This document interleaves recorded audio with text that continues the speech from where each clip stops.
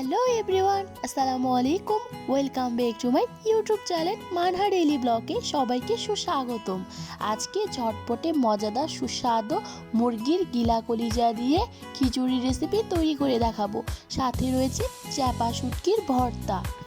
সাথে শুটকির ভর্তাটা কিভাবে বানানো হয় সেটার রেসিপিও দেখানো হবে। ঝটপটে দেখে নিই সেই রেসিপিগুলা। পরিষ্কার একটি পাত্রের মধ্যে চাল ডাল একসাথে নিয়ে নিব এবং সাথে নিয়ে নিচ্ছি মুরগির গিলা কলিজা।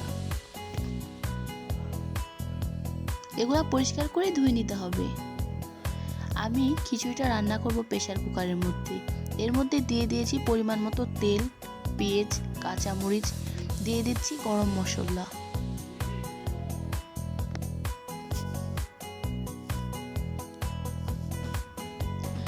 দিয়ে দিচ্ছি স্বাদ মতো লবণ।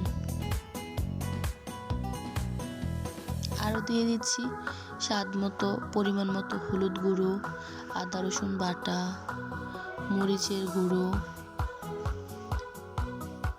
দিয়ে দিচ্ছি আস্ত কাঁচামরিচ, আরও দিয়ে দিচ্ছি টমেটো। খিচুড়িতে টমেটোটা দিলে বেশ কালারটা সুন্দর আসে। একটি খুন্তির মাধ্যমে সুন্দর করে এপাশ ওপাশ নেড়ে চেড়ে দিতে হবে। তারপর সেই পরিষ্কার করে রাখা মুরগির গিলা কলিজা, হাত পা এগুলা দিয়ে সুন্দর করে কষিয়ে নিতে হবে। যে কোনো জিনিস ভালো মতো কষানো হলে খেতেও খুব মজা লাগে।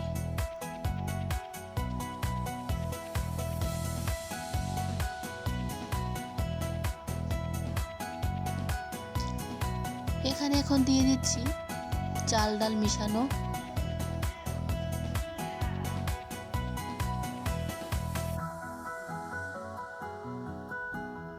এপাশ ওপাশ সুন্দর করে নেড়ে চেড়ে দিতে হবে যাতে নিচে দিয়ে লেগে না যায়। পরিমাণ মতো দিয়ে দিতে হবে পানি। এখন একটি খুন্তির মাধ্যমে আমি মেপে নিচ্ছি পানির পরিমাণটা। এই তো দেখতে দেখতে মাশাআল্লাহ আমার রান্নাটা কমপ্লিট হয়ে গিয়েছে।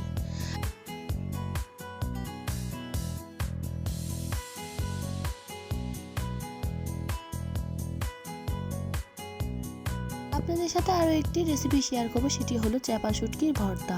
প্রথমে একটি পাত্রে ভালো মতো চ্যাপাকে ধুয়ে নিতে হবে পরিষ্কার করে।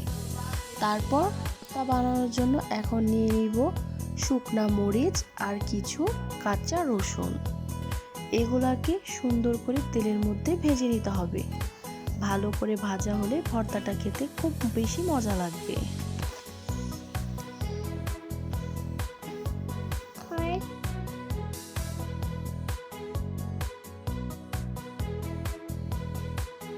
এখন আমি সেই চ্যাপাগুলো সুন্দর করে পেঁয়াজ আর রসুন মরিচের সাথে ভেজে নিয়েছি। সাথে এই ভর্তার সাথে দিয়ে দিব কাঁচা পেঁয়াজ। পেঁয়াজটা আমি হালকা একটু টেলে নিয়েছি। এখন একটি পাটার মধ্যে সেই ভাজা জিনিসপত্রগুলো দিয়ে সুন্দর করে লবণ দিয়ে মেখে নিব। পাটায় বাটা ভর্তা আরও বেশি মজা লাগে।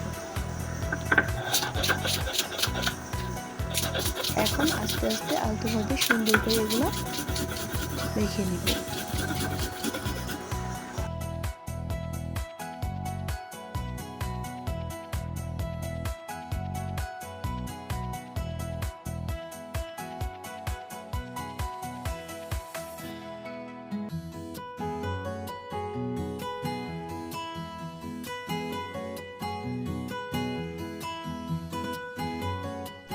মরিচ, রসুন, পেঁয়াজ এগুলা সুন্দর করে বাটা হয়ে গেলে নিয়ে নিব সেই ভাজা চাপাগুলো।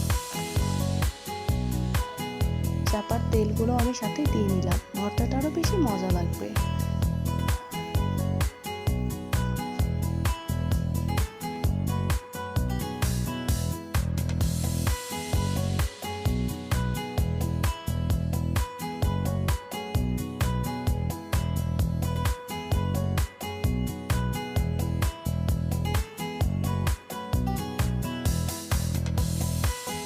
দিয়ে দিচ্ছি কাঁচা পেঁয়াজ কাটা।